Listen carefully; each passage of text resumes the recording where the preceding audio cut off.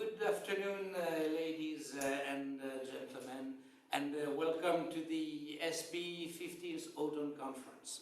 I am Jean-Jacques Tortora. I'm Director of the European Space Policy Institute, and it is my pleasure to open this new edition of our annual event where high-level speakers from both public and private sectors come together to discuss outstanding issues at stake for the space sector at large and for the European space sector in particular.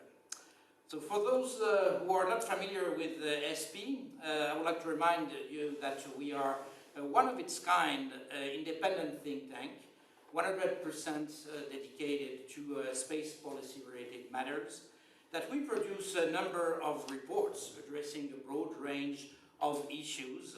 First, an extensive and permanent global space watch. We also perform analysis on the development of the space economy. We also deal with various considerations related to legal and regulatory aspects. And our mission is to provide informed views and recommendations to European policy and European decision makers contributing to the further development of the European space policy. So please feel free to visit our website where you will find a wealth of material. For this 15th edition of our Autumn Conference, we have adopted a hybrid format in order to cope with sanitary restrictions, of course. And our speakers are here with us today in our premises in Vienna. And the event is broadcasted online with live interaction with the audience. And we look forward to welcoming you physically in our premises next year in Vienna. So this year, the conference will address the topic of European space solutions for European ambitions, and why does Europe need European satellites? This topic seemed to us quite timely and opportune to discuss with high-level officials how Europe might rely on space and how space will contribute to facing major upcoming challenges like the Green Deal, like the advent of a new digital age, and their consequences on our economic resilience.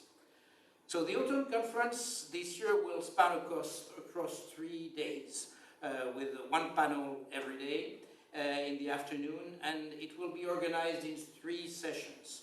So the first one will be about the Green Deal for space, Green Deal in space, that we will have later today. The second one tomorrow will be about which European space infrastructure for the new digital age. And the last session on Thursday will be about which space industrial strategy to face new global challenges. So as I said, we want to interact with the audience, and you will be able to ask questions to the speakers through the online conference software.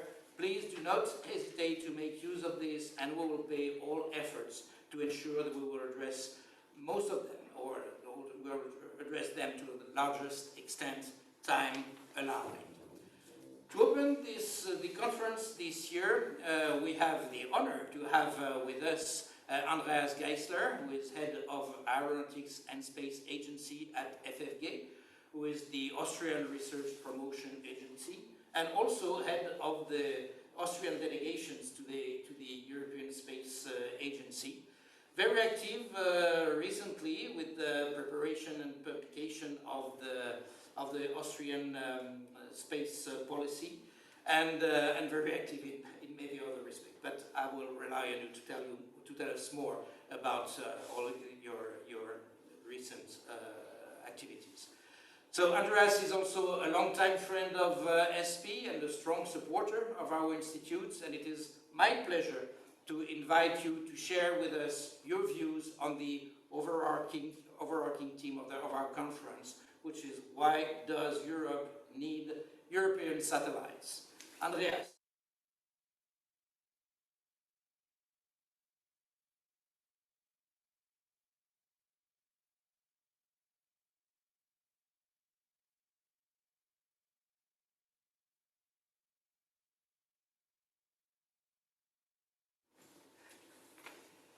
Jean-Jacques, for the introduction. Dear ladies and gentlemen, dear participants in Europe and all over the world, it's a pleasure to welcome you all to this interesting autumn conference. As chairman of the ESPI General Assembly, it's a great pleasure to welcome you to a highlight where 500 users have registered.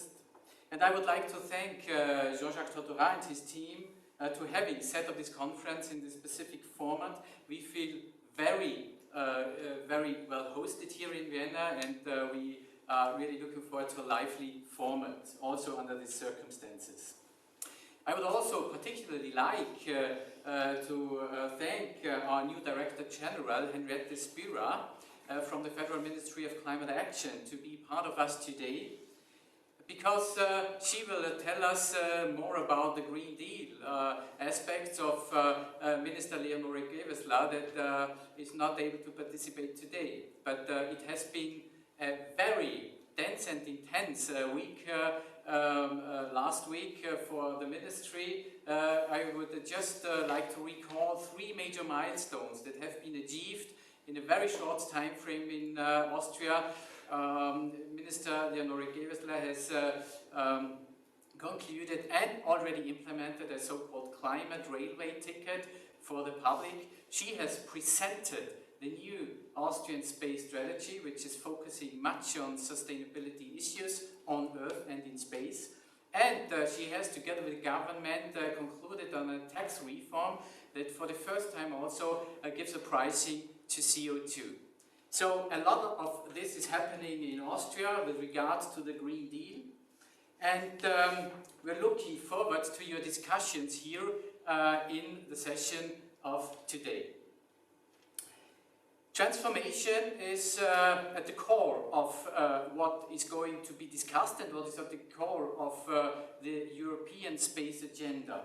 And in that regard, I would like to recall that green and digital transformation have established as megatrends, as they are determining the political and economic agendas at global, regional and even municipal level. And both megatrends really have implications on our industrial supply chain and on our industrial setup.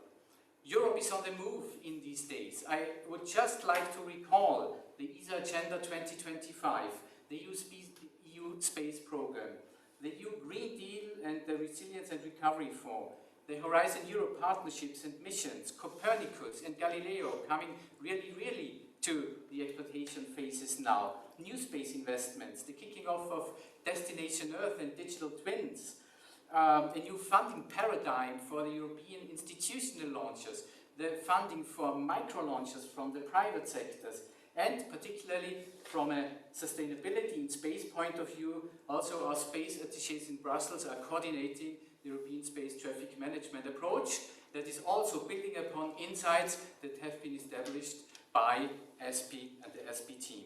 So listening to many actors and ESPI studies in particular, the time frame of 2022 to 2025 will be really critical in shaping the transformation of the European space sector. But talking about space is much too limited from my personal view in this context. Since space is also about core European values, what we are really talking about is the European identity on the one hand, and the even deeper integration of Europe on the other. Already in 2009, ESPI organized a conference and further on published a book on European identity through space. And the topic is getting more and more attention when Europe wants to keep its specific kind of civilization in a time when our cooperative superpowers, US and China, but also other major players on the global level, are implementing their societal transformation and technological strategies and roadmaps towards the next decade, including, of course, space. Therefore, we should be clearly aware, also in our space context, that the sense of the European integration is to keep the specifics of this civilization in a world that is increasingly impacted by the named players. Linking that to the 3 main topics of the conference, we should also be aware of the potentially different political characters of these.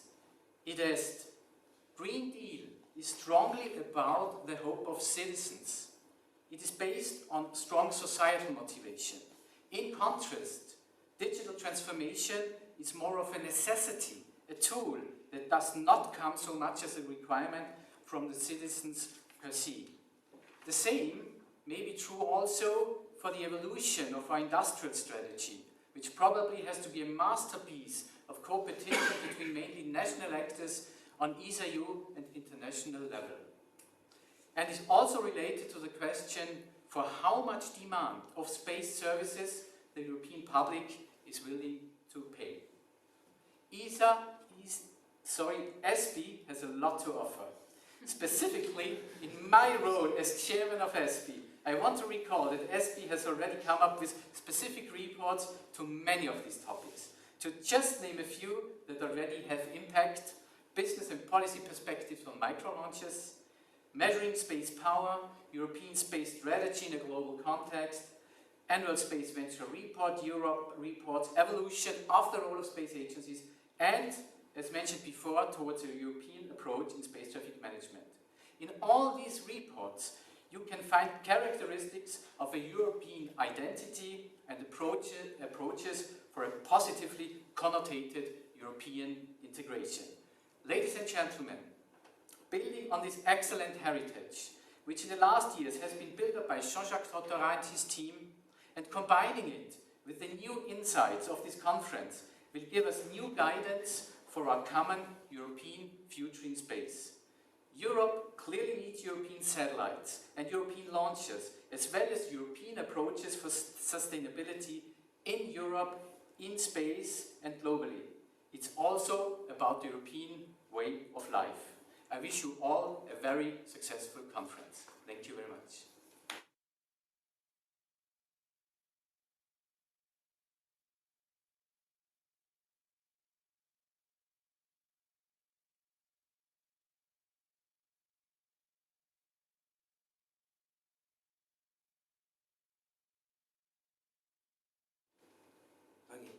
So thank you very much, Andreas. This is nice food for thoughts, and I'm sure that we'll further address some of these interesting points you made. And also thank you very much for promoting all of these recent reports that the ESPI has published over the last few months.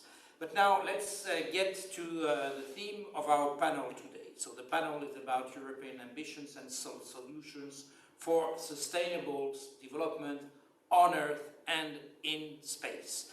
And to introduce the topic, as Andreas already said, we have the privilege of having with us today Ms. Henriette Spira, who is General Director for Innovation, Technology and Space at the Austrian Federal Ministry for Climate Action, Environment, Energy, Mobility, Innovation and Technology, which is quite a broad portfolio actually, but environment and the Green Deal in particular are definitely at the heart of it, and I know that you took great care of this in the recent, in the Austrian space strategy that was issued recently. So Ms. Spira, I'm very happy to hand it over to you, and I would like to invite you to explain us how you see the role of space to support environmental policy.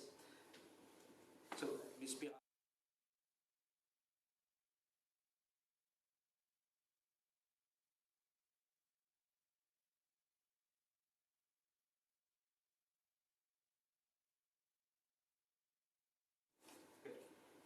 Thank you so much, Jean-Jacques, for the very kind introduction, and also Andreas for the very kind introduction.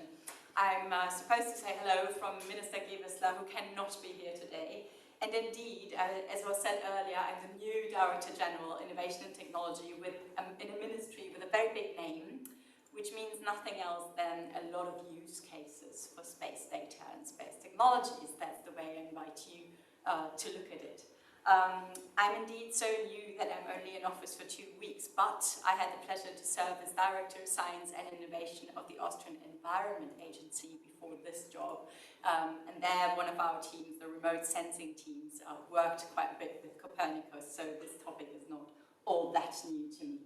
It is indeed my great pleasure to give the keynote here at this year's session of the ESPI Autumn Conference. It was already stated, our ministry is responsible for lots of environmental issues plus space affairs, so I'm especially happy about today's session entitled Green Deal for Space, Green Deal in Space, European Ambitions and Solutions for Sustainable Development on Earth and in Space. And one thing that's so special about the Green Deal and all the different policy objectives we set ourselves is that we really do need to create an impact now. And impact needs to be measured, and this is really where I think space data and space technology come into the equation. What exactly is the European Green Deal? Just to recap a little bit, there are really four big focal areas I see. That's obviously climate action with a very clear objective of Europe becoming climate neutral in 2050. As many of you might know, Austria is trying to be more ambitious. We set ourselves the objective of becoming climate neutral in 2040. But the other three focal points of the Green Deal should not be forgotten. That's protecting biodiversity, aiming for zero pollution, and also circular economy. And it is to all these focal areas that space should feed into. The President of the Commission, Ursula von der Leyen, when she announced the Green Deal in December of 2019, I think that was before the pandemic that made us stand in a way here, like old news pronouncers reading from a piece of paper. She said the Green Deal is a man on the moon moment. Despite mentioning this man on the moon moment, and I should add, I would also like to call it woman on the moon moment, we shouldn't forget that, the Commission really missed the opportunity to include space in the Green Deal. This is really an unfortunate oversight in my eyes, since the space sector will really play an essential role in tackling climate change and also playing into all the other different focal areas I mentioned. I'm happy to say, and many of you of course know, that the Competitiveness Council in its space formation recognized this and acknowledged the key role of space for long-term sustainable growth, digital transition, and green transitions in the conclusions Space for a Sustainable Europe that were adopted in June 2020. We have, and Jean-Jacques kindly already mentioned this, published our own space strategy 2030 plus, and one of our visions really is that space is an integral part of everyday life and fascinates as a space of exploration and knowledge. And I really think that this fascination of exploration and knowledge is something, it's kind of a feeling we should really take to implementing the Green Deal, because as humankind, this is what drives us forward. It's not the fear of ecological collapse, but it's the fascination of exploring and bettering ourselves. Therefore, we titled our strategy People, Climate, Economy, Spaces for Everyone, and of course also very important for our employment sector. It allows us, and I've mentioned that before, to better measure and understand climate change, and also helps us to protect ourselves from natural disasters and other potential threats, since space technology really is our eye from space to Earth. With the present space strategy, the Austrian space strategy, we really want to anchor sustainability on Earth and in space more deeply, strengthen our Austrian space sector, and support it to remain internationally competitive and thus create value in Austria. Furthermore, Austrian capabilities in the space sector should support the observation of climate goals, and Austrian companies working in the space sector should also have, that's important for us, also have sustainability goals for their organizations, as well as for their products and services delivered. I do really not have to tell you that about the serious impacts of climate change on the world's population, but what it means, coming back to the kind of positive image I always want to go for, is that we really need to use all available assets and develop new ones to meet this global challenge.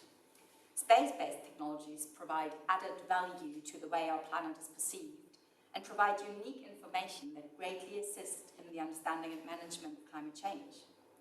More than half of the essential climate variables defined by the global climate observing system depend on space observations, a fact that was not known to me, so I'm learning here, making space assets the key elements in providing observations and data that are global, uniform, sustained over years and repeated regularly, and that's so important and really key for impact in our policy dimensions. However, space assets are still underutilized and access to space benefits remains unequal. The strong UN presence, United Nations presence in Austria, in combination with the aim of fostering cooperation and joint action, led us in Austria to propose the topic Space for Climate Action for this year's World Space Forum, which will take place in December here in Vienna. Without the data provided by Copernicus, the European Earth Observation System, we would be blind on many topics regarding climate change and thus be ignorant to essential data relevant to actually implementing the Green Deal.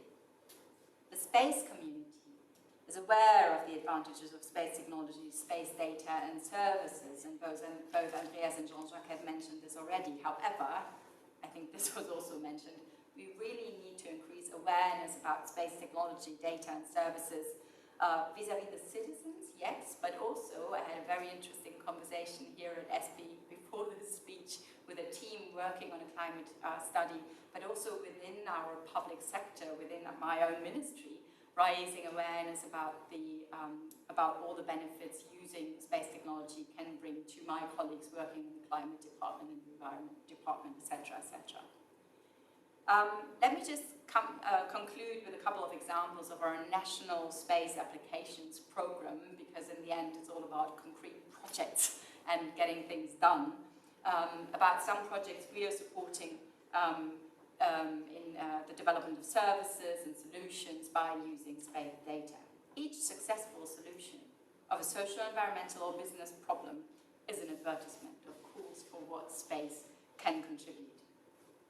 In the recently held Copernicus Masters competition in Austria, a young Austrian startup, Beetle for Tech, built a solution for the tracking of timber in order to guarantee it was not cut and protected forests. And I was very glad to see this startup at this year's Alpha Technology talks, and they won a ticket to the Falling Walls Lab in Berlin, where they will present with lots of other startups from all over the world. And this is a really good example how space technology can also really help to protect biodiversity, to go beyond the climate challenge I have mentioned before. We're also currently supporting a project called Beat It that uses Copernicus and other space data to detect bog beetle infestations, a problem in very, very many forested areas, at an early stage in order to contain new outbreaks and limit the damages to forests.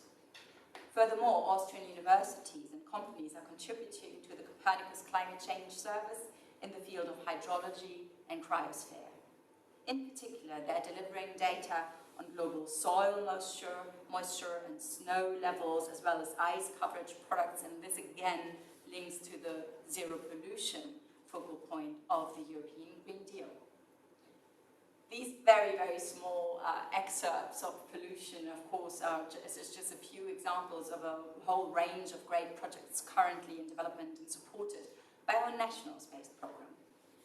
To conclude, and then to really give over to the very honourable speakers we have at the first session today at the Autumn Conference, I believe that for the Green Deal and the fight against climate change and biodiversity degradation, we heavily depend on the space sector and solutions based on the use of space data. So I'm really proud that space belongs to a ministry so focused on environmental and climate issues. Many thanks, of course, to Jean-Jacques Tortora and the entire ESPI team for organizing this year's conference. It's still special, we all know that. And ladies and gentlemen, here in the room, but also all over Europe and the world, I wish you a fruitful conference, and I look forward to positive and hopefully very concrete outcomes of the discussions to come. Thank you very much.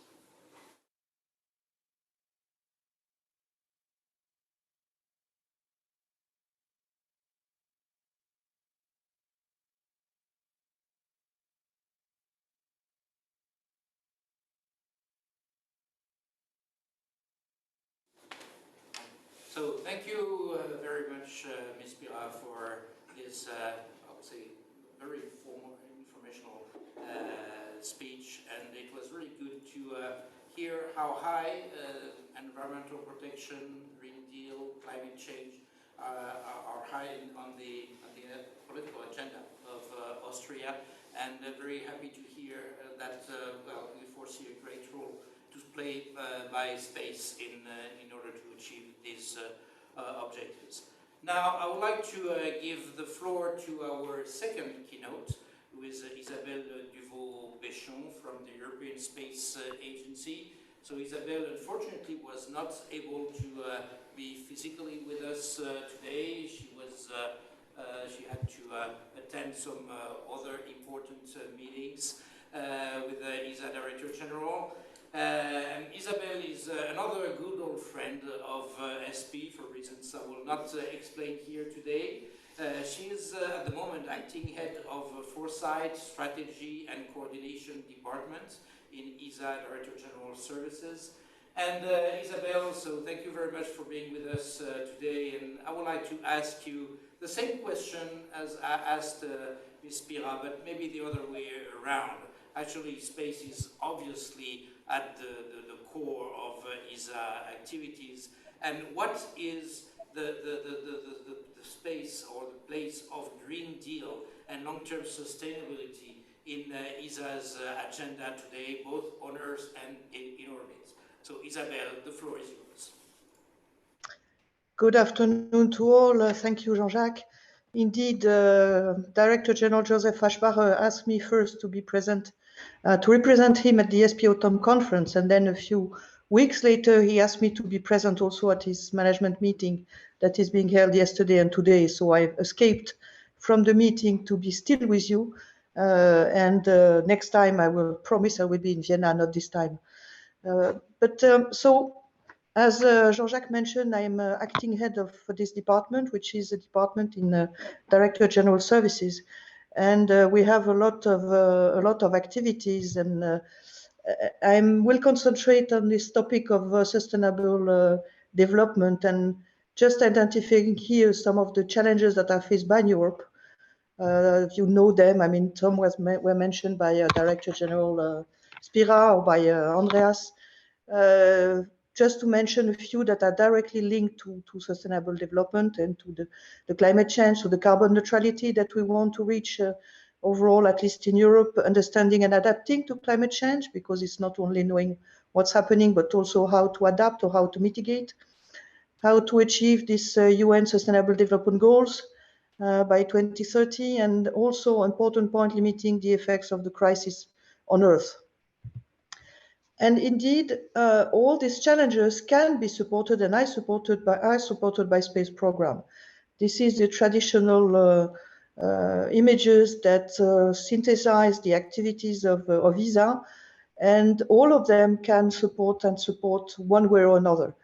Be it with science and exploration, where you have both inspiration, support to education, a certain number of technologies also that are useful on Earth, coming from exploration and human space flight. Not yet on the moon, but maybe soon, at least in the ISS. The applications area, which is the most well-known, Earth observation, navigation and telecommunication, but also a specific pillar that was addressed in 2019 to focus on security on Earth, on the protection of assets, on cyber security, and what is needed to do all that, which is enabling and support, so space transportation, operations and technology. And all these topics were, one way or another, they are addressed into what already was mentioned earlier, this Agenda 2025 of the Director General, with 5 priorities: ESA-EU relations, commercialization, safety and security, program challenges, and ESA transformation. And we have 60 actions that were derived from this Agenda 2025 that we will follow, and that will be presented every 6 months to the member states to assess the progress that we are making on these priorities. And something that is starting, that is recognition, and it was indeed mentioned earlier by Director General Spira, is that we need to create an impact and to go further. And so accelerating the use of space in Europe, because sometimes the possibilities are not well known, or it's going too slow, or it's not coordinated enough. And so building tools, building way to combine all strengths and resources of all actors, not only ESA, but its member states, European actors, private actors, all actors that want to support answering to the most urgent societal challenges. We talk about sustainable development, the famous sustainable development goals. Again, I will not enter into detail because I will not have the time, but you're free to find some more information. Each of the SDG can be supported one way or another by space assets, by space technology, by space services, by space data. And this is something that is very important. Space will not solve all of it, but it will be able to help in two different areas. One, it is how to measure where we are in terms of reaching the goals or not, in particular with Earth observation satellites. And my colleague Simonetta Chedi, who is in the panel just after, will surely tell you more about it. But also by bringing some medicine that is helping the active acting towards reaching the goals, providing solutions, making solutions. Just to give a few examples, this is one that maybe also Simonetta would show. The very important role of Earth observation satellite to see what's happening and to be able to be a proof of what is happening, what is moving. So I will not enter into details there, but this is something that is more and more recognized in these IPCC reports, and that is undisputed way and data and information to know what's happening. If you combine Earth observation with other tools, you will also be able to act and to help acting. There are a lot of crises going these days. These ones where everybody knew about it this summer in Germany. There were also the fires in Greece. There is also the eruption in Canary Island. So with the satellites, you can see what's happening, compare what was before, but you can also provide solutions and provide ways to identify how to act or providing technologies. With an example here, after an earthquake, it was back in 2015, but it is still valid. With Earth observation satellite, you can see what is happening. And for example, here in this case, it's a Pleiad image that shows where refugees are going and putting up tents because they had to escape their homes.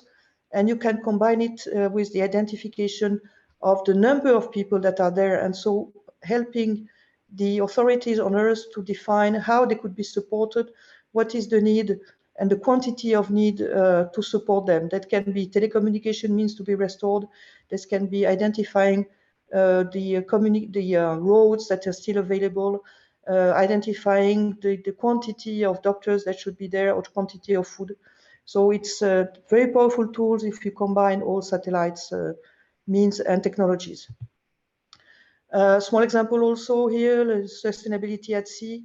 To have a look on what is called the IUU, the illegal, unreported and unregulated fishing, which has a lot of impact on food production and food and on the life of the fishermen in all these areas. And there are examples among many others on helping tracking vessels to identify the ones that are authorized in an area or that are not authorized in an area and at any distance from the coast, and all types of information to help the authorities at sea to know what's happening, and also to help also save life when case where the ships are not only for fishing but also to support illegal migration or human trafficking. So a lot of things can be done.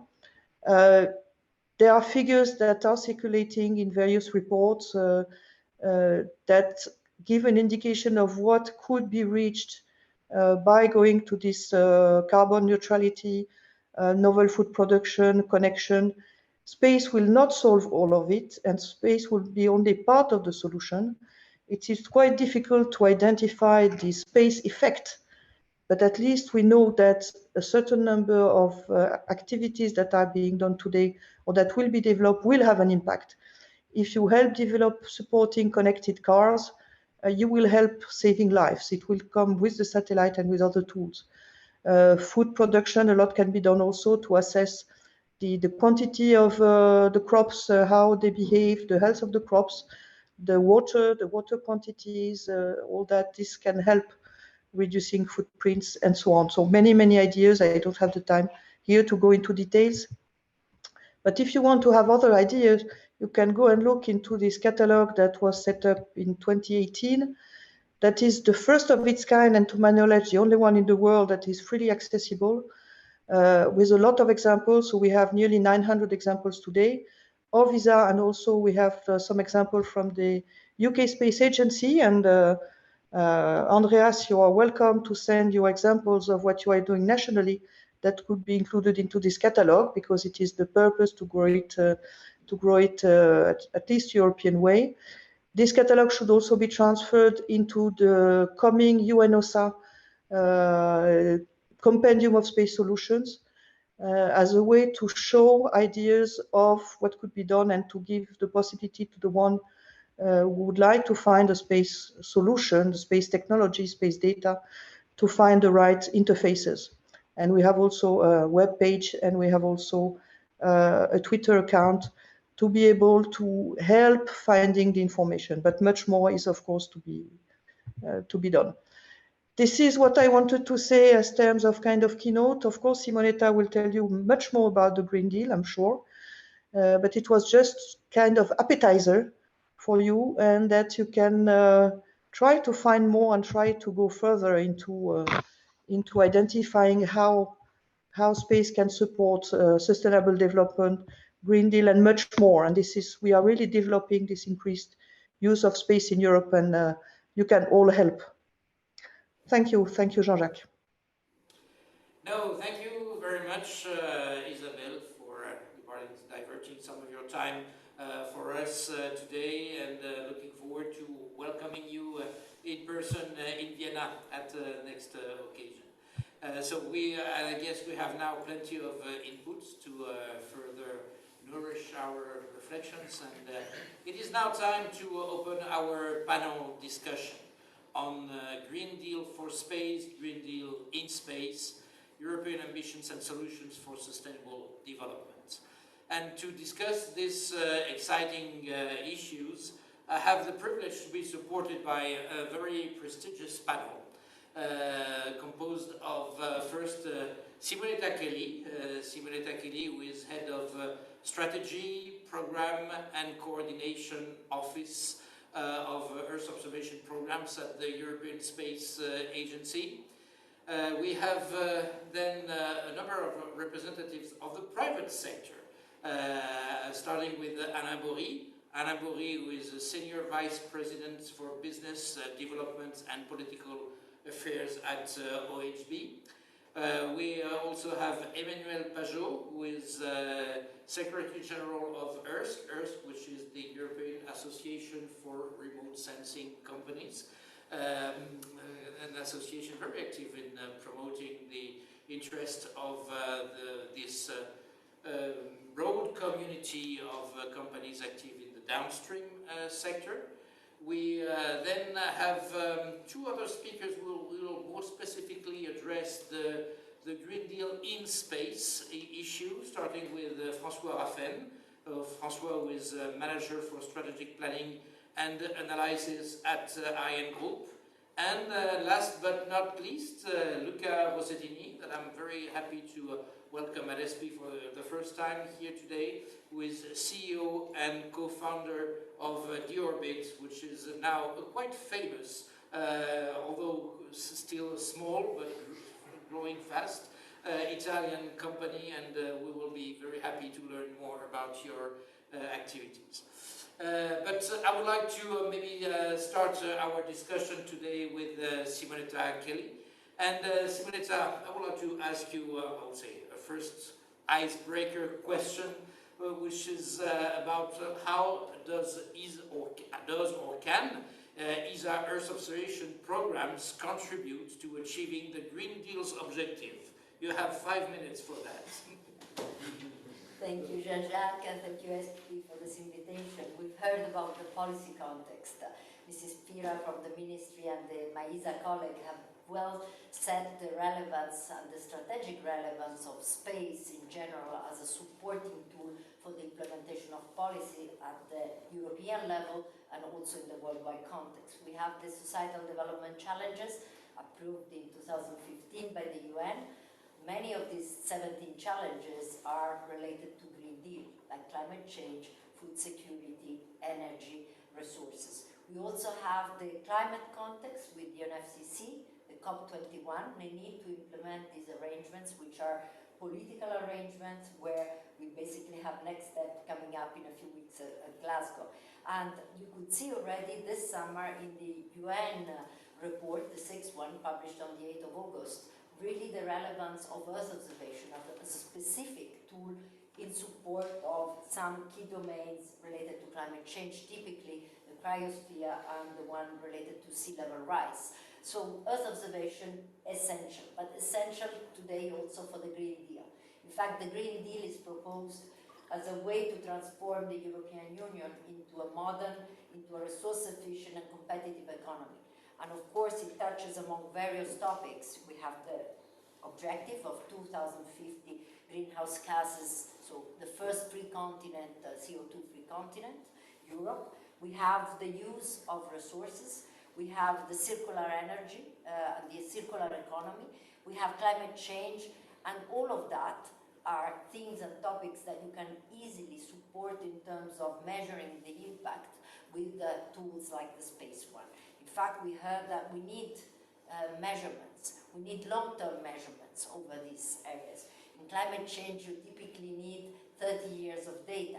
And that's exactly what agencies like the European Space Agency can offer.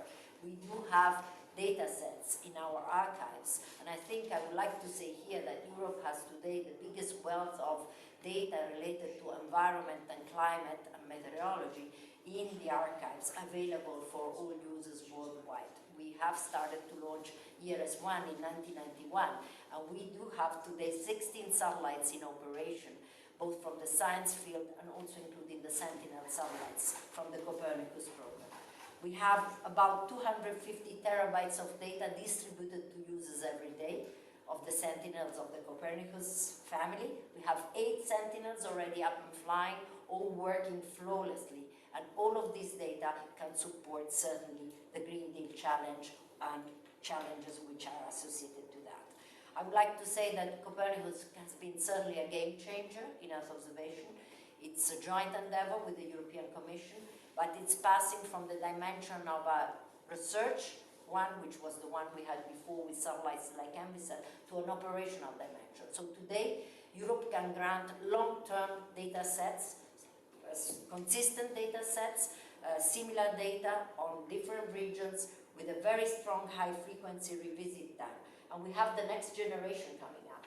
We have approved 2 years ago the Sentinel expansion, 6 new families of Sentinels. The first one to be launched in a few years is the CO2 dedicated mission, a mission that will support the Green Deal because it will look at anthropogenic CO2 emissions. And not only that one, we have more looking at polar regions, looking at land surface temperature. So a set and a wealth of new Sentinels coming up, which can certainly support all the challenges of the Green Deal. And Green Deal is also to develop, needs to develop environmental impact indicators on climate. And as you know, basically we have satellites already today looking at biomass, looking at forest, looking at land cover, different land cover and crops, and all of this, including the wildfire monitoring tools, all what we have on carbon emission, greenhouse gases. We can recently see what we've done on the platform in support to COVID with the environmental indicators that we developed. All of that in terms of resolutions, in terms of variety of instruments, can certainly support decision makers and the implementation of policies like the Green Deal. Thank you very much, Simonetta. It was a very condensed but very accurate reply to my question, and maybe I would like to challenge you with the second one, because beyond space, you addressed a lot of what space imagery can do, but beyond space imagery, how does or could space contribute in a more, say, active manner to address these challenges? Yes, not only we develop satellites, we launch satellites like the Sentinels ones, and we operate those satellites, but we need to integrate data and include the in situ data when we work on the Green Deal. So, of course, the element of the satellite data, the remote sensing data coming from our satellites, but not only, also from third-party, basically agencies and partners are very relevant, but we need to integrate all these data with the digital technologies available. So today the real challenge is to use artificial intelligence, to use machine learning, to use all the IT tools that we have available to integrate those big volumes of data that we have available in support of the Green Deal. And that's certainly where ESA is engaged.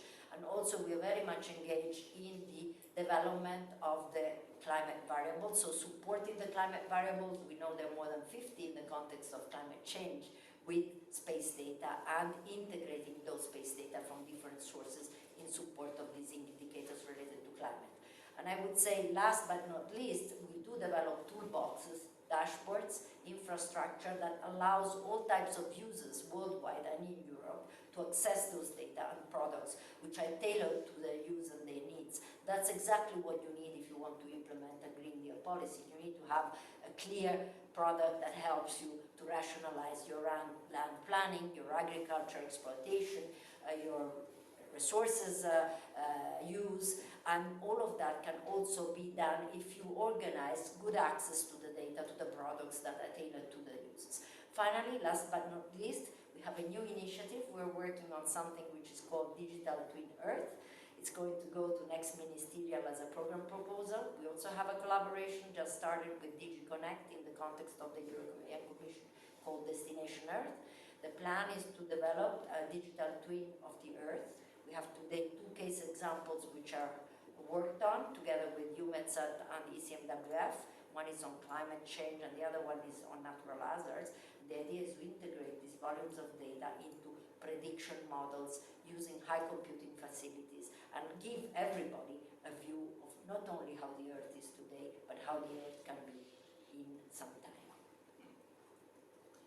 Yeah, thank you very much, Simonetta. And actually, I had personally a chance to attend a presentation of the digital twinners cases that you mentioned, and I can really testify that it is quite interesting and impressive.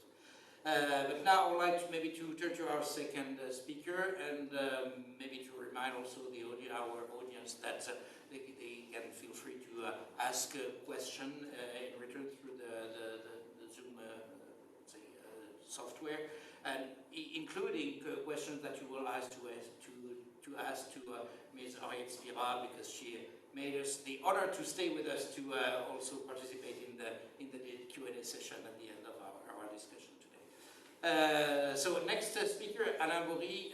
So you are representing OHB, and as we all know, OHB has been very active in developing innovative offering of satellite-based services for a long time now. So my question is, how can we ensure the future sustainability of space activities and solutions? Thank you, Jean-Jacques. As mentioned by Simonetta, space is key for the Green Deal, and in particular to cope with climate change. And we are very proud at OHB to participate to that, to contribute through the flagship program of the monitoring of CO2 within Copernicus.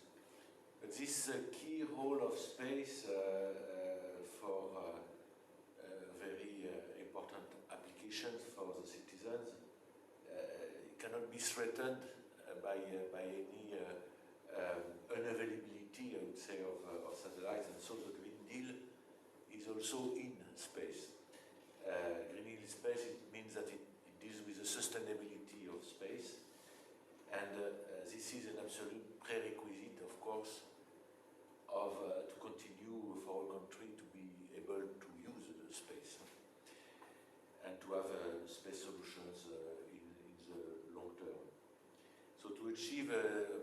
proper and sustainable use of space, with more and more satellites being launched every year, we need absolutely a full space traffic management framework. Of course, with international standards, this is obvious, not yet done, but obvious. But it is also very important for Europe to have its own independent assets, and not to depend on other space powers to be able to monitor the space assets. And so this requires both ground-based and space-based SSA, and of course the provision and the availability of space data resulting from that. So just to say that we will deploy first telescope in Matera early 22 to monitor, it's an optical, it's called FlyEye, to start monitoring space like that. Another major threat for sustainable use of space is clearly the debris. The fact that there are more and more space debris, and debris mitigation, but also removal of this space debris is one of the most important short-term priorities, probably. And also with that, any technologies which allows in-orbit operations, which can lead to a better management of outer space. For instance, in-orbit servicing, for instance, inspection, assembly, end-of-life management of spacecraft. All elements which in the future will help to handle the space assets in a different and more sustainable way than it has been until today. So this Green Deal in space is probably the next flagship for Europe after Galileo, after the Secure Connectivity Initiative. And it's important that Europe takes a leadership there, because Europe is certainly the space faring, I would not say nation, but power, which can have a say there and can have a leading role. So that's how I can try to answer to your question, Jean-Jacques. Okay, thank you. I'm sure that we will come back to this space traffic management and in-orbit operation and anything that can be done in orbit in order to ensure, I would say, a cleaner way of behaving with both François and Luca later on. Thank you for addressing these topics. But maybe what I would like also to ask you is about the concrete limitations that you see that are preventing or that might prevent a fast deployment of effective space-based solutions. So which are the ones that you would identify today, and what would be your recommendations to improve the situation? Well, the space sector is actually moving quickly. We can see that everywhere. It grows fast and it becomes more competitive every day. And today's traditional approaches to space programs can be, in certain cases, quite cumbersome, slow to deliver the expected solutions. But it's not black and white, of course. There is a need for quicker approach, smarter, cheaper also, of course, with no compromise on safety or on sustainability, as mentioned. And of course, the commercial market is moving quicker, usually, than the institutional market. But it's not, again, it's not black and white. I have two examples for this commercial market, which gives, I think, an idea of at least how we are involved with ESPI. We made recently, beginning of this year, a launch of a bringing to use satellite, which was developed in 7 months. 7 months for a satellite is quite a challenge. Of course, it's a bringing to use, so you do not need to have all the requirements that an operation, a long-term operational satellite has, but it means that processes are moving also to be able to do that. And we were obliged, because if not, our customer was losing its frequencies. So that was the other example in launchers. We are developing a small micro launcher with processes which we are not using before at all. Searching for suppliers which are unexpected, I would say. I would give the example of the tank of the second stage of our rocket, which comes from a beer barrel manufacturer. So it's quite unexpected. In Bavaria it's not unexpected, but it's unexpected for space. So of course this cannot be applied everywhere, but we see that also in institutional markets things are changing, and agencies are taking these new approaches for some of their programs. We have the example in ESA of the Arctic weather constellation, which is a constellation of small satellites, which takes a very innovative approach, in particular within the ESA standards. So it cannot be everywhere, as I said, because for a scientific satellite, which will be very complex and unique, you have to be sure that there will be no issue and so on. So you take a lot of additional constraints. But there are more service-oriented programs where you can have this kind of new approaches. I would say tailor-made to the program. Some people are calling that new space. I am not sure that it is really new space. It's just a way to approach differently, which is not new, by the way. There was a 20-year-old program where we were involved, which is Saarlupe, where in fact the German Bundeswehr specified in one sheet the system with a number of images, resolution, and a lifetime of 10 years. And with that, you had to do your best. And in fact, it brings you a very cost-effective solution in that kind of approach, because you have to deliver a service. And for instance, the optimization of this service, the number of satellites was not specified. We have put 5 satellites instead of the 3, which were the nominal necessary satellites, I would say, just to avoid if there was a failure at one of the launch, or to avoid to take insurance, things like that. And at the end, the solution was delivered within the budget and so on. So these approaches, again, it's not new, but it depends on the type of program you are handling.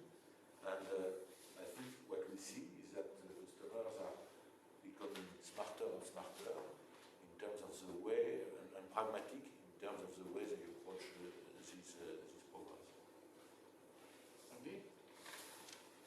Thank you, Alain. Good to hear that your customers are getting smarter. And also, it's not only because I have Simone time for talking. And also, I guess that all the beer lovers will be happy that OHB has finally established a connection between beer industry and space, which was quite unexpected. So thank you, Anna. And now I would like to turn to Emmanuel Pajot. So Emmanuel Pajot, you are representing today a broad community of remote sensing companies. And what would your community need to further contribute to the Green Deal's goal? I know that they are already doing a lot, but to further contribute to the Green Deal's goal. Thank you. For sure, as you say, so ESPI is a trade association, and we represent about 120 companies in 24 countries in Europe. So what we aim to is to be really an enabler in order to connect communities communities is so important, furthermore in the context of Green Deal, when we will have to connect Earth observation community with so many other communities which are not currently Earth observation user or customer. And so, the Green Deal is an holistic approach covering so many policies, environment, climate, energy, and so on. And so Green Deal is as well a great opportunity, but as well a real challenge for all the service providers, as a new demand will emerge with this new challenge to tackle. It will completely transform the economy, and with the objective, it will impact in a way or the other all the service providers. As you said, Earth observation service providers are already completely involved in a survey we made 1 year ago.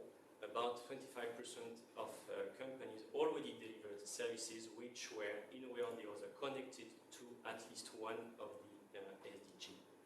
On top, there are hunger, life below water, life on land, and so community is already completely involved in this.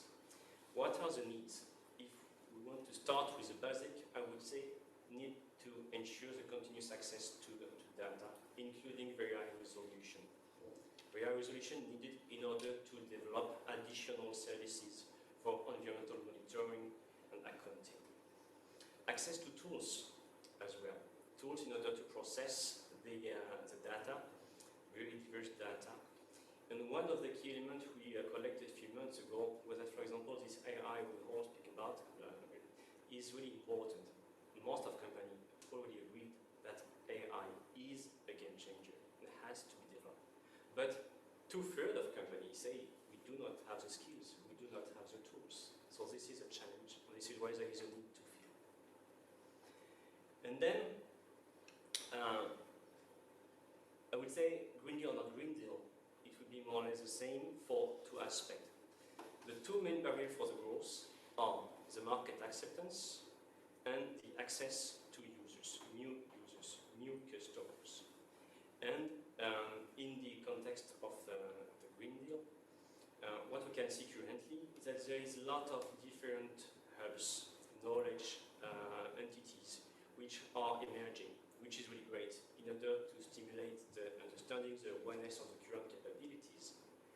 And what is really important, what is a need again, is that service providers have to be part of these entities in order really to ensure that the operational knowledge is capitalized and shared with stakeholders from the public or the private sector. What we need is really to develop a better use of the knowledge to stimulate the creation of a better connected ecosystem between public and private.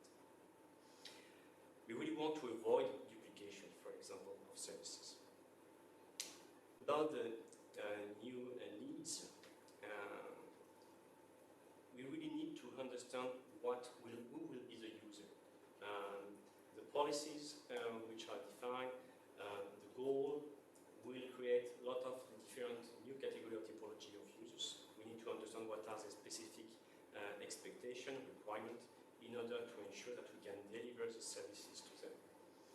So it has to be done in a really open way, transparent, and we need to develop the access to these new procurers, future users, in order to understand how we can design the new solutions.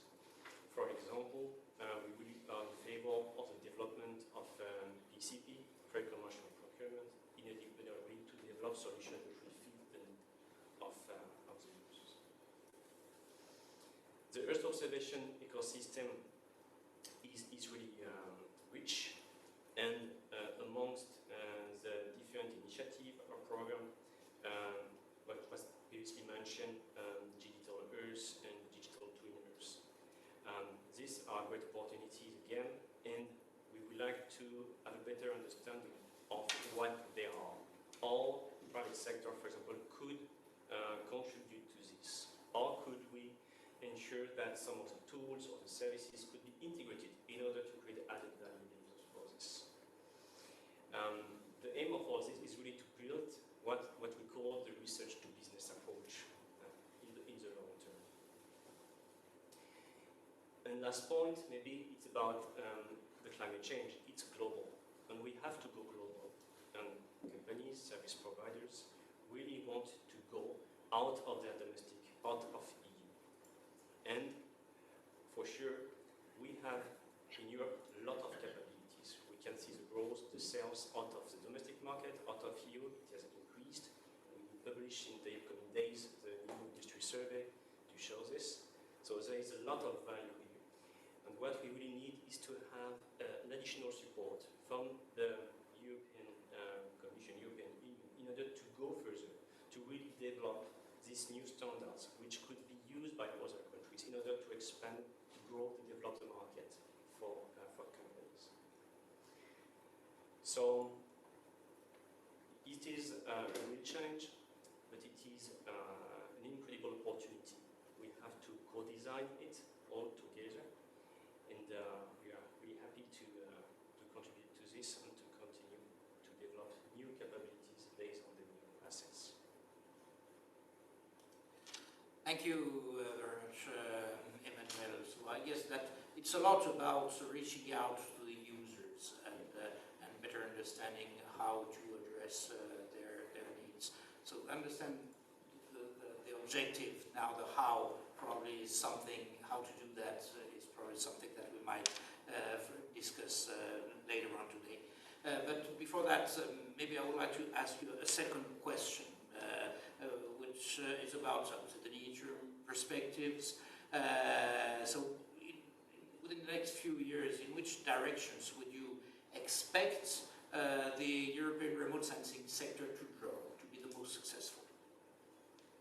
It's a very difficult question, of course. I cannot define anything about, of course, the upstream, but what we can foresee, imagine at least, is that company which will have the capability to really integrate significant diversity of data, capitalize on the Earth observation, non-Earth observation data, in order to really develop these new services, will be a game changer. I mentioned the acquisition, I mentioned the exploitability of this exploitation of this data with the AI approach, the delivery model as well. The delivery model may have to change potentially in order to fit evolution of the market. The online trend is something which already started and is perceived to really grow significantly in the future. So there is a two approach on the acquisition, exploitation, and the delivery.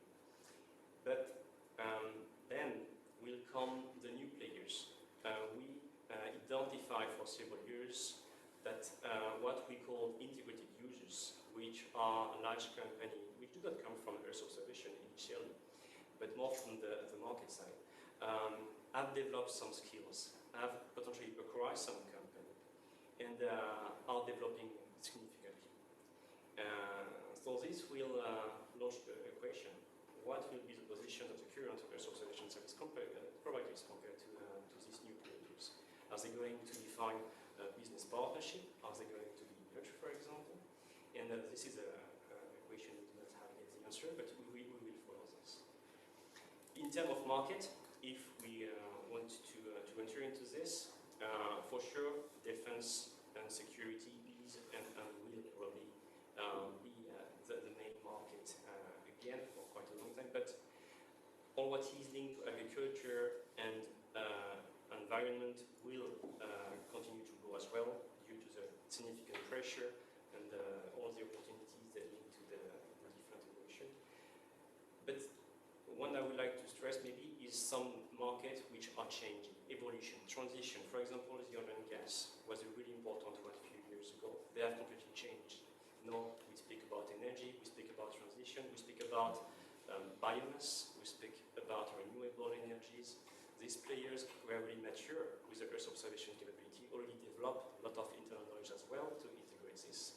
So we may expect to see a significant growth in this kind of market. But new players are coming as well, and for example, insurance, which have the capability to go global. They really want to develop global and are looking currently to develop new solutions based on, for example, Copernicus, but not only Copernicus. So this may be how some of the market we will have to follow in the close future in order to see how we can see the co-activity with the current actors in the sector. So my understanding is that the description you made of the future is quite uncertain, depending on the behavior of newcomers that we know nothing about them. Full of opportunity. Okay, thank you very much, Emmanuel. And now maybe for the second part of our panel, I'd like to focus now on the challenges ahead of the space sector itself, because it's when we talk about the Green Deal, we always think of space as a tool to help and support the management of the critical situation that we have to face here on Earth. But actually, space itself is also now fully involved in this I would say, challenges given the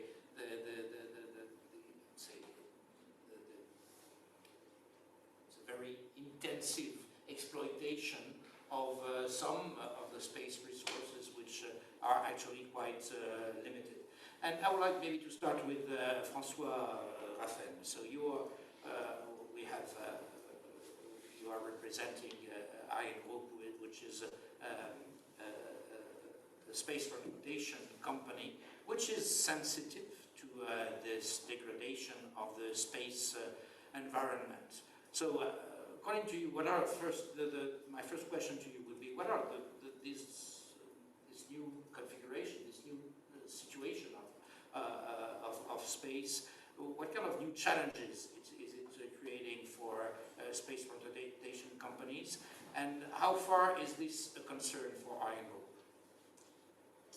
Yes, thank you, Jean-Jacques.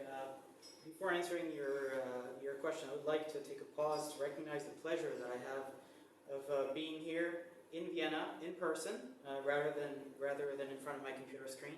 It's my first in-person speaking engagement for 1.5 years, and it's a delight to actually be here in person.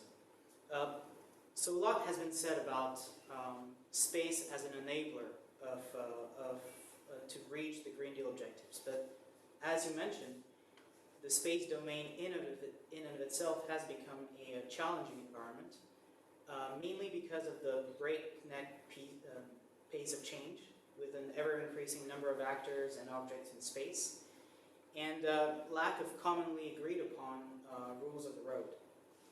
Along with accelerating trends, mainly focused on the rise of mega constellations, there is a greater complexity at play here that reinforces the need to act collectively to promote the sustainable use of space. Space really is at the crossroads of what has been dubbed the twin transitions, meaning the environmental and digital transition. And we need to recognize that if it is true that the space domain remains an area of the global commons to be shared in a sustainable fashion with all spacefaring nations, it is also an area of intense strategic and economic competition.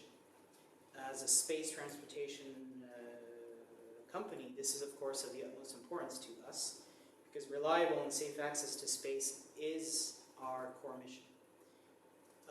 Securing a launch window, for instance, in terms of regulatory requirements, was not so difficult up until recently. The only requirement was not to hit the ISS, which is something that you don't need to be a rocket engineer to actually achieve. As the number of objects and actors in space increase, now securing launch window will become much more complex. You will need to take into account not only the greater density of space objects, but also the planned and sometimes unplanned maneuvers of several actors, all of which need to be coordinated in order to achieve a recognized space picture. And this is where we touch what I think is the core dilemma of sustainability.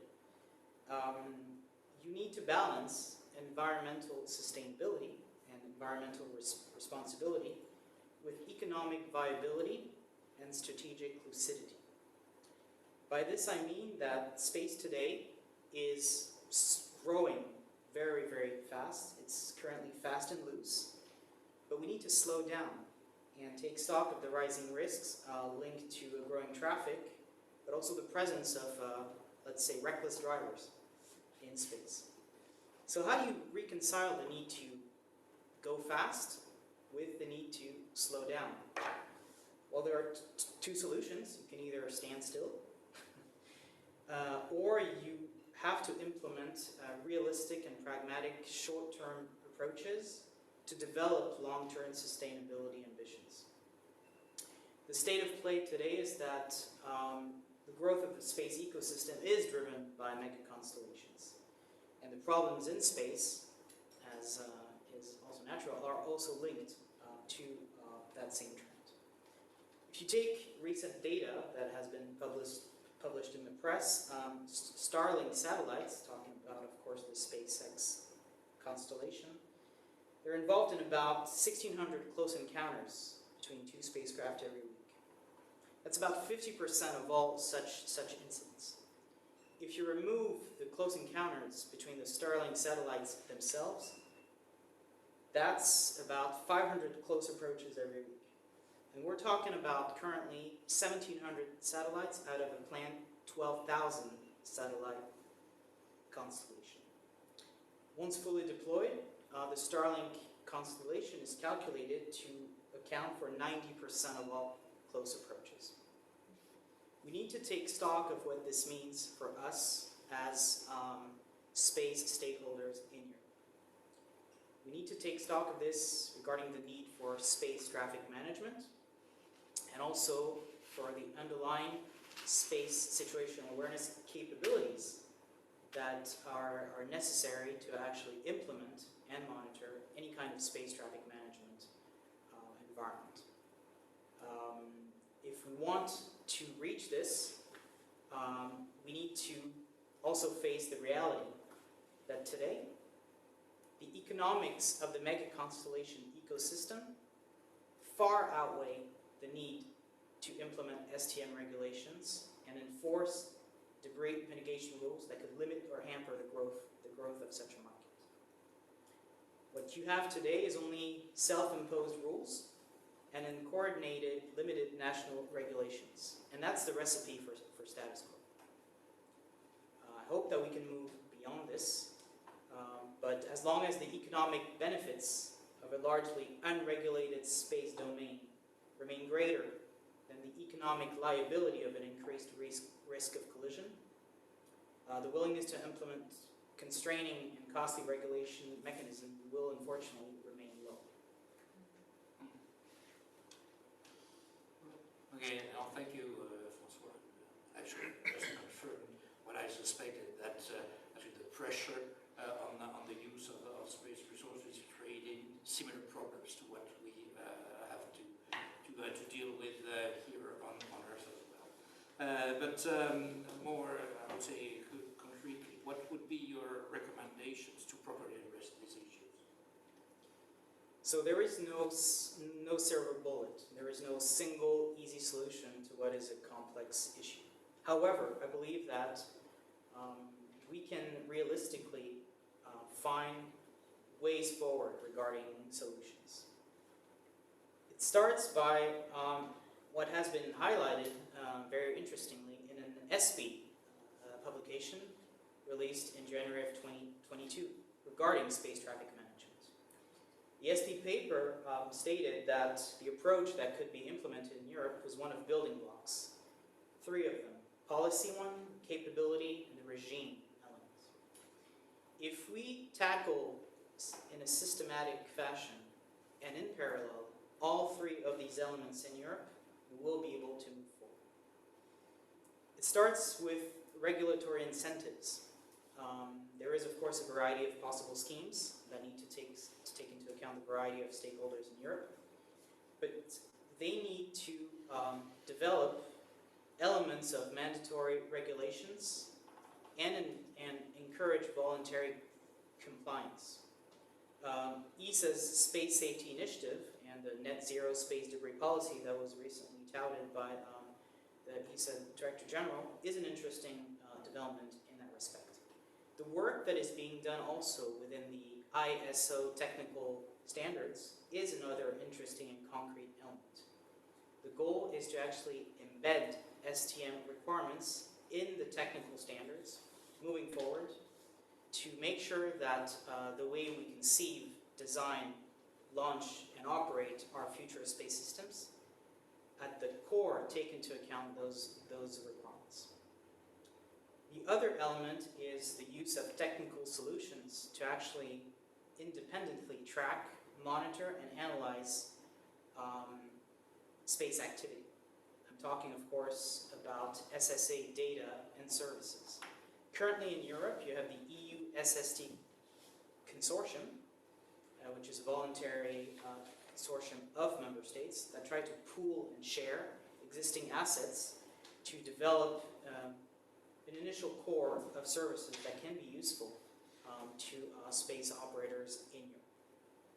This is only the beginning of what should be, in my opinion, fully leveraged and encouraged. This starts by actually leveraging what already exists also from the industrial side in Europe. My own company, Einwolf, answering to our need to actually provide a recognized space pictures to enhance the safety of our launches, we have developed for the past 10 years an independent network of optical stations throughout the globe. We have 12 of them right now, with the goal of going all the way up to 30 by 2025. That provides an independent ability to track, monitor, and catalog space objects, all orbits. We also have a laser development roadmap to try to mix laser technologies with telescopes to be able to enhance this. EUSST should better leverage what already exists in Europe. We should also fully leverage dual use.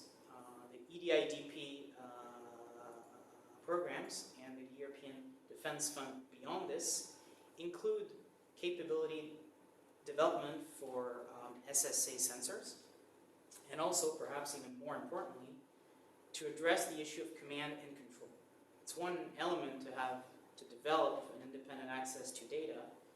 It is also very important to be able to manage it, to implement a governance scheme, and to distribute services to all stakeholders in Europe for this. You need to keep in mind the long-term sustainability goals, which is at the heart of our European identity, but you also need to recognize the short-term operational needs linked to space traffic management. There is a regulatory need, but there is a market need also.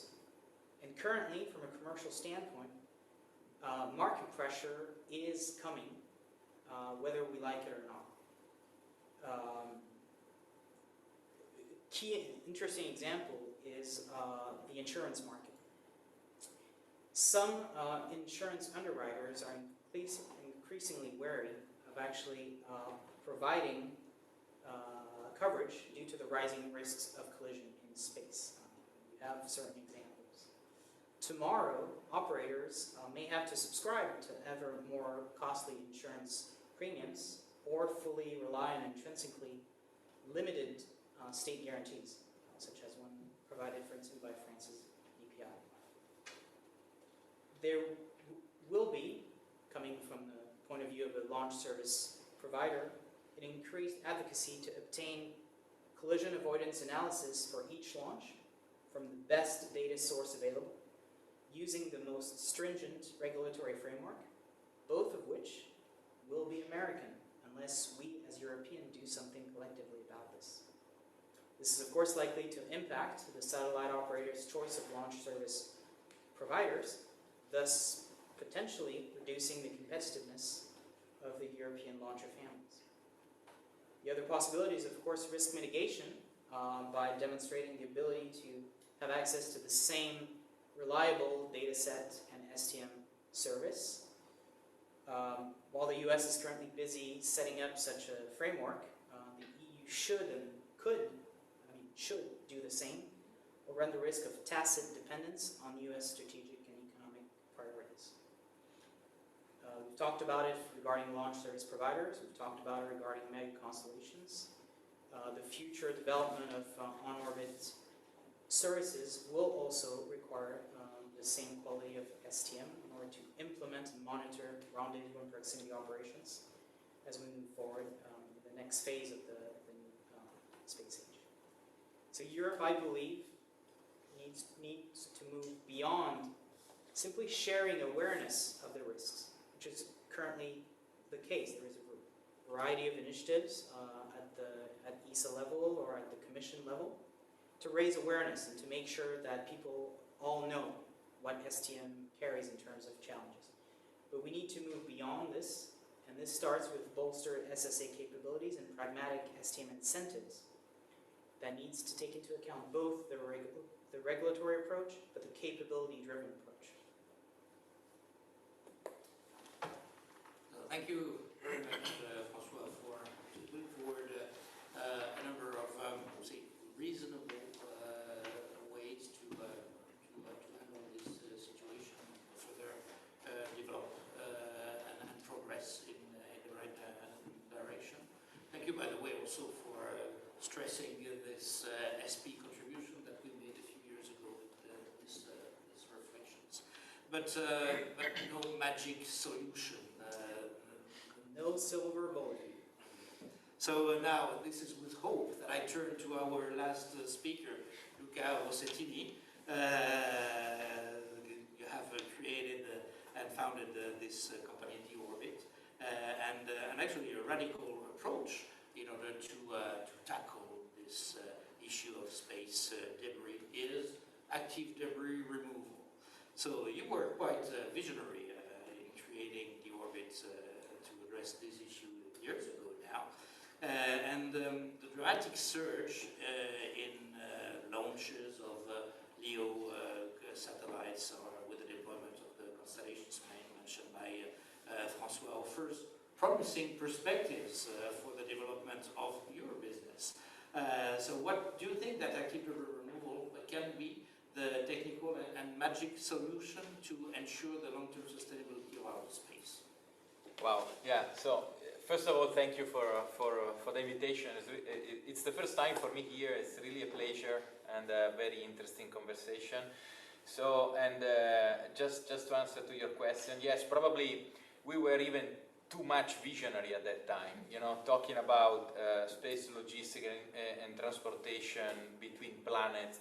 And the reality is that we were forced to tackle the issue of space debris at that time because it was a niche market. No one was there. The market was dominated by giants, and we have to find our own niche. And space debris was the perfect domain, like a huge opportunity, so a huge problem for the space sector. So we were really expecting this growth. And on the other end, no one was there.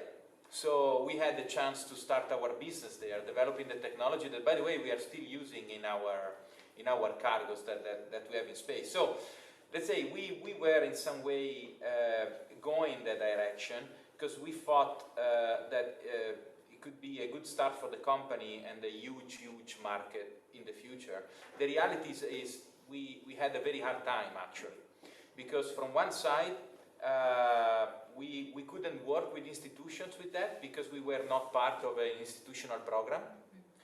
And on the other side, when we were talking with the large satellite operators, that actually they were already, at that time, they were already perfectly conscious and aware of the issue, and they were also aware of the economic benefit of removing their satellites at the end of life.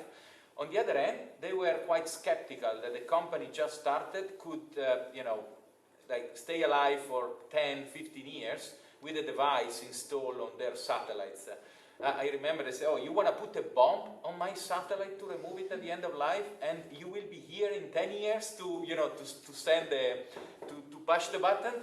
So it wasn't easy. It wasn't easy. At that time, we developed this intelligent motor that you plug into a satellite that is capable of removing, even if the satellite is dead, either before launch or the idea, as you mentioned, it was also to install it on satellites that were already in space.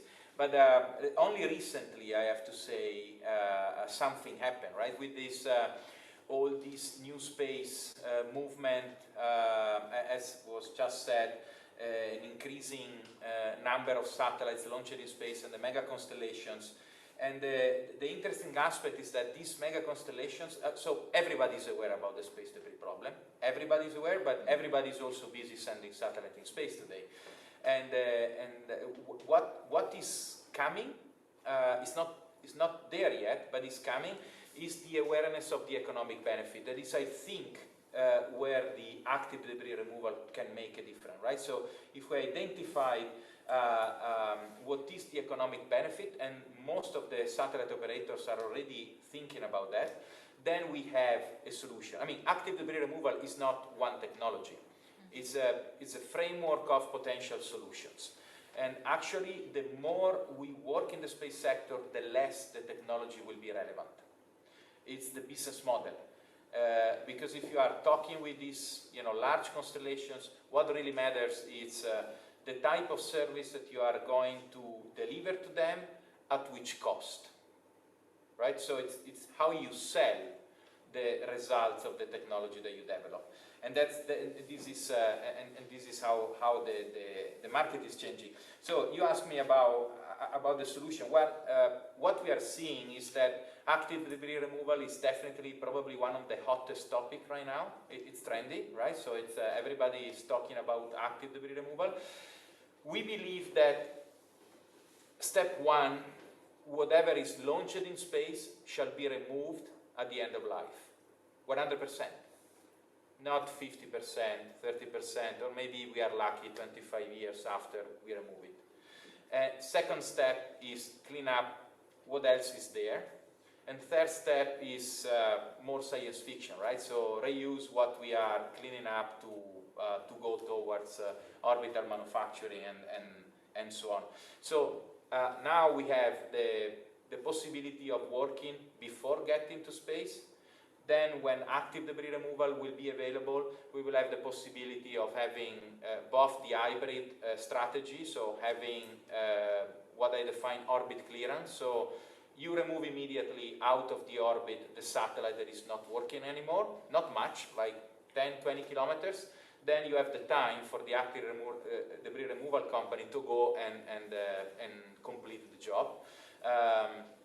And these are the solutions that I'm expecting. I want to add one aspect that I think is interesting. So again, it's not just a matter of going there and grab a satellite and remove it. Because with the thousands and thousands of new satellites, you will need hundreds of these servicing vehicles. And if you are operating satellites, you are operating pretty much all the same satellites in the same orbits that are doing pretty much the same things. But if you are operating service vehicle, every single vehicle is doing something different and very complex maneuvers. They will need, like, either you have hundreds of people for every single vehicle on Earth, or you increase the computational power of the vehicle. That means larger satellite, more power, than larger satellite again. So the cost will be too much. Or you use the vehicles as terminals, leveraging a space cloud network that will allow you to perform these operations in a safer way and faster way. So that's another element that, for example, in which Europe can compete, right? So another element in which we can make a difference in the overall active debris removal domain. So you tackle the long term. So these solutions are going to be deployed in the next few years. But if we really want to have a circular economy in space, and this is again an economic benefit for all the space players, because we need space to operate in space, I think it's important to see what will be the next step. I just mentioned before, so active debris removal is not just taking a satellite and direct it towards Earth just because it will burn and it will vaporize. I think it's actually a necessary step today, but not the smartest choice. We should keep the junk in space, in a protected areas, and we should be able in the future to reuse them, recycle them. I think, 3D printing or whatever other technology we will invent in the future, we should be able to do that and provide new asset in space directly from space. As I mentioned before, when we were talking before the round table, we don't build boats on the desert and bring them to the sea, right? So why should we build satellites on Earth and then use them in space? But then you need raw materials. Well, we have plenty of raw material in space. They are there. Actually, that's the double opportunity. Remove the raw material and use the raw material to build new satellites. I think, and then we can debate on that, but I think the private sector is going in this direction. They are aware of the issue. They know these solutions, but we need to prove these solutions in order to understand also the economic benefit that will really start for the private sector to change the way they are operating. As always, the first user, that at the business school they teach you, okay, who will be the first customer, right? So it's so important, the first customer. Well, that's the role of institutions, and I mean, this is where we see a real need of help, right? So changing the attitude, changing the business as usual. Private companies cannot do it alone, and that's where the institution should come up. So I think the joint actions of logistics, the proper end-of-life disposal, service for orbit clearance, active debris removal, this will enable the long-term sustainability of space. And I like to use, I don't like the word sustainability because it seems, someone that is like sustaining. We really want to move on. And I like to say that we will work to create a future capable of future. Thank you very much, Luca, for this forward-looking perspective that you offered. Now we have a clear vision of what we could envisage to do, and you also put forward some, I would say, perspectives for what the public sector institutions should do in order to make this possible. But I would see another role for institutions in the elaboration of standards and norms and regulations. So would you suggest that some initiatives should be taken in the short term in Europe in order to provide a regulatory or a legal framework to facilitate the development of active debris removal of in-orbit services operations in the long run, but at short term? Yeah, I think we need both standards and regulations, but not in the short term, yesterday. I think we are already late, and there are so many different voices. So, as I said, now this is a trendy topic, right? So there are a lot of roundtables, a lot of associations that are talking about that, but we need like a leader. We need some leadership to collect all these elements and pack into a series of guidelines for private companies. As I said, private companies they are not bad guys. They understand the values for them as well, but we need some guidance, and so it's really important to work in that direction. Just to mention one, there's a lot of debate on the 25 years rule. They say, oh no, let's do 10, let's do 5. I mean, what's the point? We are not really solving the problem. If you reduce the number of years, the problem is still there. It's just that today you don't see it, but you will see it tomorrow. It's like the Euro 2 for cars, Euro 3, Euro 4, Euro 5, Euro 6, Euro 19. The problem is still there. We need to disrupt the system, right? So to change completely the equation. So I'm not saying that the electric car is better than the others, but it's definitely a change, right? So you are not talking about reduction on the emissions here. So what can we do for this? Changing the concept of reducing the time in space. So that's where institutions like all together can work and define guidelines, boundaries within this boundaries, private companies can operate and make their business. Space traffic management was mentioned. That's another clear indication. I mean, we use air traffic management, right? But we didn't use air traffic manager at the beginning.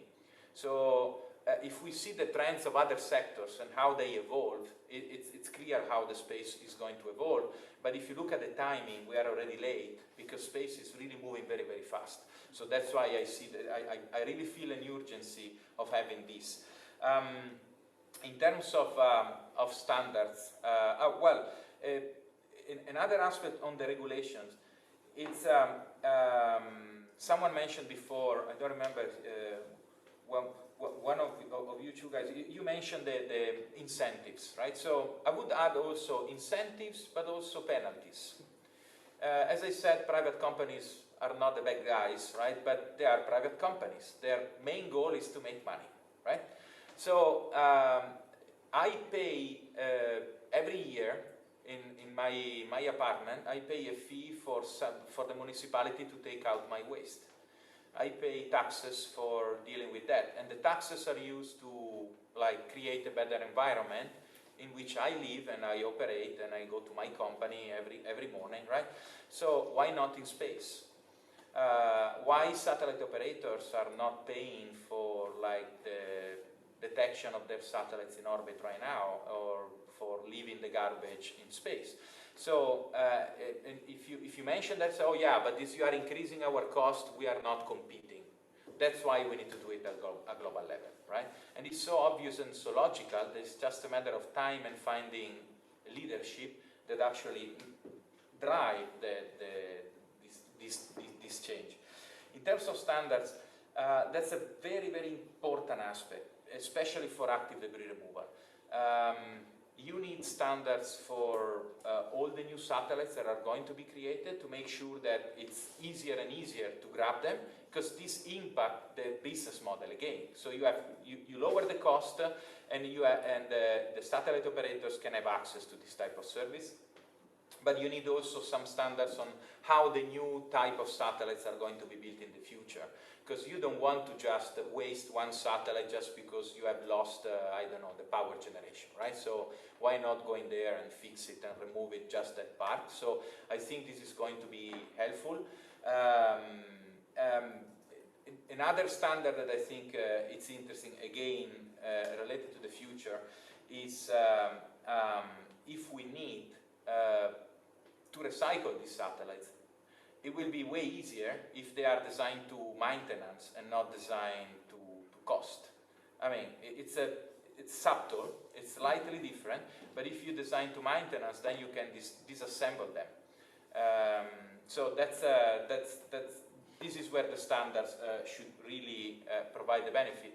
My only, let's say, warning, if you want, is that by the time that we are working on these standards, and the standards are impacting the technology, that technology will be obsolete. And we will need to start working again on different type of standards. So we will need to define faster process to define the standards.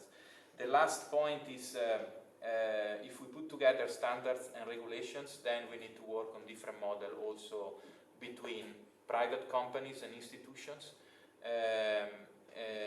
and changing the way of the procurement is done. So I think private companies are ready to take responsibility, are ready to bet on their own capacity of delivering results.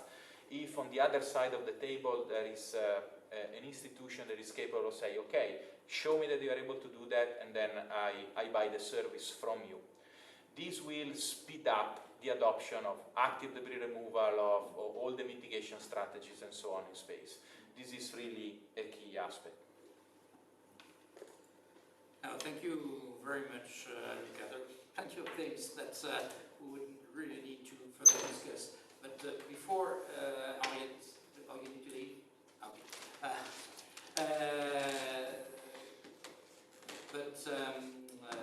Okay, I noticed that you don't like the word sustainability, but you seem to like taxes. This is something that I would like to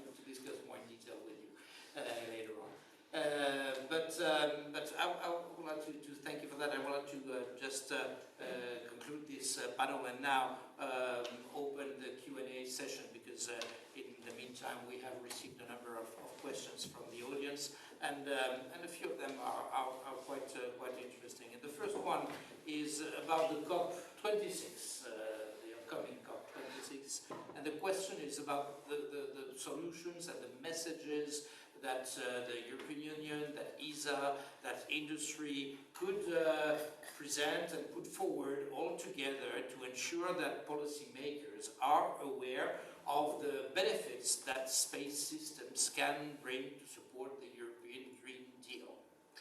So sorry that Ariel had to leave, because this one was definitely for her, but maybe we could go quickly around the table on this. I guess that you, at your level, all of you have paid some thoughts to this upcoming COP26 and how could space could really fit into this next step of the international discussions. Maybe I would like to start with you, Simonetta. Thank you, Jean-Jacques. Yes, it's a shame that member states, which really are the key actors at COP, has gone, because ESA is only as observer there. So ESA has a status in the COPs meeting. I've been going to COP since COP 15. I will go in a few weeks to represent ESA with a delegation in Glasgow. And basically, we have a very strong effort there of trying to raise the awareness of decision makers like those who go to COPs about the relevance of space in support to climate change in general. We've done quite a long way since when we started 20 years ago to go to COPs, in terms of not just having a formal intervention in this high segment on the second week of COP, but also organizing dedicated side events, and we will do this also this year. We do it together with the Commission. We have one on Space for Climate. We do have sessions which basically present the relevance of applications of space. We have examples on forest monitoring, LULUCF activities. We will display also all the examples of the results of what we can do today with the data available from the Sentinels, and not only. So it's a mix of side events, dedicated session. There is a special day this year at COP26, organized jointly with the hosts, with the UK Space Agency, on Earth observation. This is the 2nd of November. So we will be there. And also collectively, we will be there with the other space agencies of the world. So SEOS, which is the grouping of over 30 space agencies of the world, is always at COPs. We do prepare jointly a statement, which is the representation of what space can do, and is the intervention about what space can do in this COP. So we have a variety of actions, activities. We do this jointly with our member states. This year more closely with the UK, of course, and the government hosting. But we really try, and I think we have improved in the last few years a little bit to not only demonstrate the value of space in support of climate change, but also to integrate concretely in the implementation and mitigation and adaptation measures of the arrangements around COP, the use of geodata. Thank you, Simonetta. And what about ERSC? Have you prepared some messages to be conveyed to the participants of the COP26?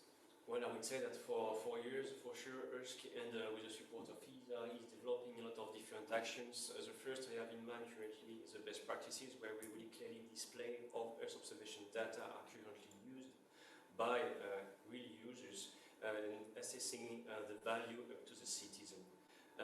So all these examples are available, and every day we share this example with all the stakeholders, member states or others, in order to really demonstrate again. But it's a really long run, and we know that it is really challenging. We have to improve ourselves for sure, but we will continue this. We have still a lot to do, but we will continue. Thank you very much, Emmanuel. Have OHB, Ariane Group, already paid some thoughts and any plans to contribute to the COP26 now? So, but I have another question for you, which I'm sure you will be happy to address. The question is about the industrial capabilities.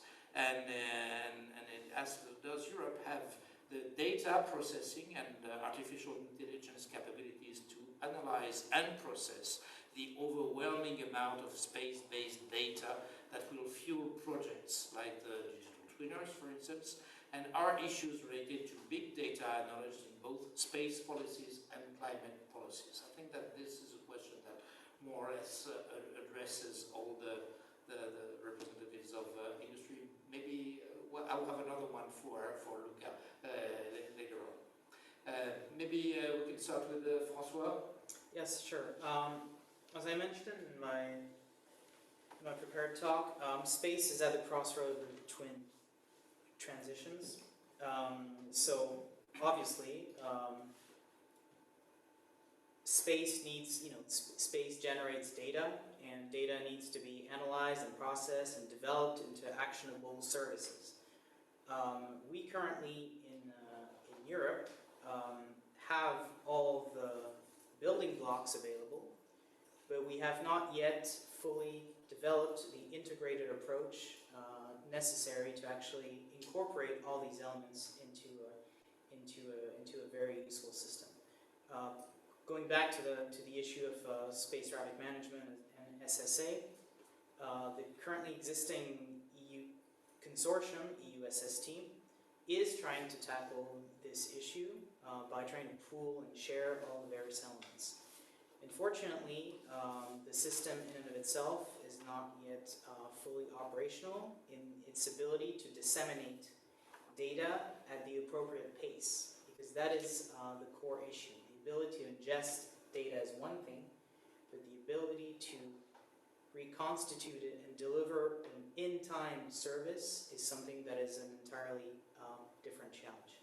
I believe that we can and we should act collectively deeper on this, and this challenge mimics something that I'm sure ERSC is also trying to address, is the ability to push service and to push data at the speed of relevance, which is something that we can always do much better about. I think one of the issue is to raise awareness about both the possibilities inherent to our ability to increase our data output, and also the challenges associated with this, which also ties into the reality of our European landscape. We have a variety of stakeholders, we have a variety of actors, each with his or her own set of capabilities and requirements.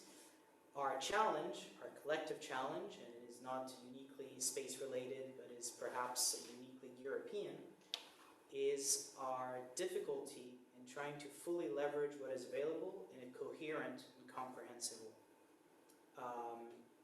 We sometimes have a very Pavlovian reflex in Europe to try to fully set up a fully comprehensive, full-fledged set of regulations before actually implementing any of these elements. I think we need to move away from this prescriptive model in order to be able to adopt pragmatic elements, which will in turn help us to actually showcase how space can very concretely provide answers to the challenge of sustainability. Yeah, thank you, François. And maybe on the downstream side, Emmanuel, does your community have any concerns regarding I would say, access to this very promising new technologies in which Europe at the moment is not exactly shining? I think that all the numbers we have really promote that there is a really strong interest. I think 80% of companies really say that we have to go on this deep tech, and clearly there is a strong interest. As I said previously, there is a lack in terms of skills, and the second element is about the origin of the data. Of course, it comes from Copernicus initially, yes, but now, what will be the future of the DS, for example? Who is using or who is not using Amazon, for example, currently? And this is a topic we clearly have to discuss to ensure that in the long term we keep our capability and our way to develop. So it is a concern for sure. Yeah, thank you. And on ESA side, ESA has this, I would say, major responsibility in shaping the industrial capabilities and making sure that European industry is given all the means to address the future challenges. So what are the major challenges ahead for you? So I would say the challenge is the big data one, which we mentioned. The challenge is to make sure that everybody who can and wants to use the data can access the data. So one side we need to integrate the IT technologies, the artificial intelligence, all what is available beyond the space domain into our space domain. And that's something which is really a challenge in terms of acquiring the expertise, which is not our traditional expertise, for example, at the agency. Being able to work with industries who have that expertise, it's a whole variety of new interlocutors for us, and that's part of the game. And the other thing is to actually make sure that we do support new startups and new competitors in Europe in this field. On one side, we have the data available. We don't want this data only used by a sector which is outside Europe, and this is also part of collective responsibility, I would say, not only of ESA, but of ESA together with other actors like the European Commission. We need to support initiatives in the field of developing the appropriate infrastructure for the correct exploitation of the data and for the final end users' access to those data. The DS is just an example. I think there will be many more platforms, many more tools to be developed in the coming years. So it's an opportunity for industry. Okay, so plenty of on your plate. Thank you. Maybe one last question. I have two questions that I will merge into one twofold question, which is about about sustainability in space. So the first question is: are climate policymakers aware of concerns regarding sustainability in space? And second, I would say part of the question is: what would it take to ensure that Europe takes, I would say, some kind of leadership in addressing these issues? Maybe I will start this one. I want to start this one with Luca. Yeah. So first of all, I think that our policymakers, our decision makers, should be aware of the benefits that space is providing at 360 degrees. And once they are not only aware, but they start owning this concept, then at that point it will be also clear that if we don't maintain space as an environment in which we need to operate and produce these benefits for our society on Earth, at that point it will happen. So I think that we need two steps to get there. I think once you talk to one person about space debris or sustainability in space, then immediately after they will notice the news and the magazines and so on, right? Because it's really something that hit the imagination of people. But noticing the news and acting, it's completely different story. So as I said, I think we need to go step by step. So making sure that the benefits are well understood, and then once it's owned, then making sure that also understanding what's going on there, it's also well understood. We keep talking among space players about this topic, and this is not enough. The second part of the question was, what should we do? To ensure leadership. To ensure some leadership for Europe. Okay, well, as I mentioned before, I said we really need someone or like some organization to step up and say, guys, we need to do something. I'll help all of you. I take the responsibility of the leadership, and I will collect all the good, suggestions and feedbacks that all the others are providing right now, and pack them together in a set of guidelines. After that, we go global, because we are not talking about Europe. I mean, from space, Europe is small like that. So we want to have the leadership, but then we need to make sure that everybody will be aligned with us. So what about you, Anna? Would you agree with the answer provided by Yes, I see first awareness through the fact that now, I mean, space is not only for space, there is a space for citizens which have been highlighted by the fact that now Europe, the European Union owns Galileo, owns Copernicus, so it means that they have a kind of responsibility to keep these assets continuing to work and to protect them from the debris. So there is an awareness also at a kind of political level which can bring some interest to invest in the debris removal, but also the sustainability, as I mentioned. The problem is always who will pay.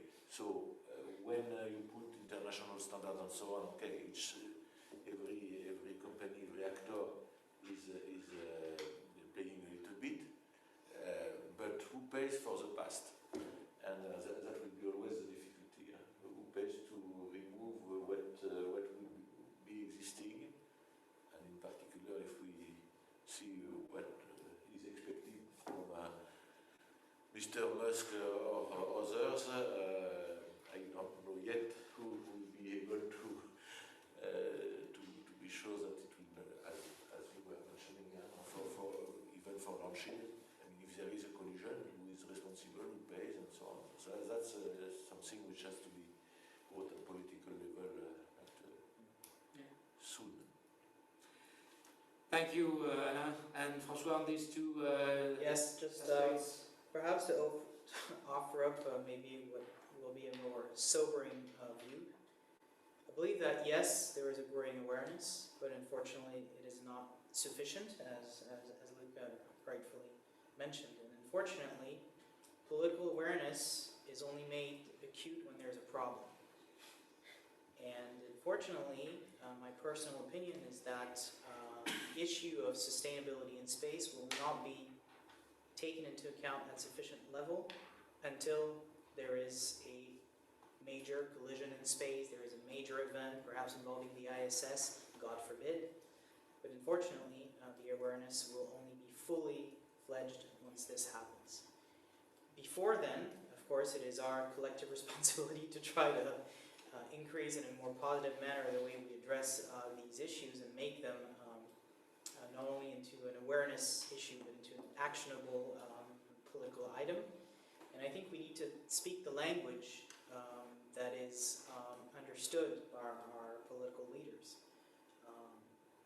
Mentions of economic viability, mentions of strategic importance in relationship regarding the standing of Europe in the international fora.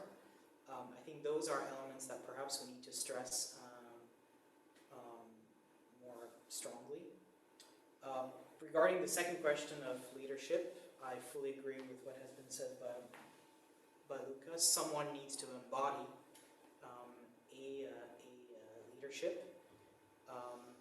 Unfortunately, that means that some of the stakeholders will have to relinquish some of their prerogatives on the issue. If I had the solution, I would probably not be in my current position within industry, but at a much higher level. But I think we need to define very concretely a collective ambition and implement concrete solutions. That's the only way, without waiting for somebody else to give the answer instead of ourselves. Well, thank you, François. So François just told us that he doesn't have the solution. What about you, Simonetta? Do you? I don't, but I think space is certainly an international endeavor, and the topics like space debris are topics which concern everybody. So we have to find solutions which are international solutions. And I recently was attending the G20 meeting that was organized by Italy on space, and actually this topic of space debris, which is not my topic of expertise, was addressed there at the highest level of space agency in a political context as one topic that needs a priority, look a priority effort in terms of solutions. What we can do together and collectively, it's certainly on one side look at legally binding arrangements. Of course, sometimes they're voluntary, but important arrangements of this type.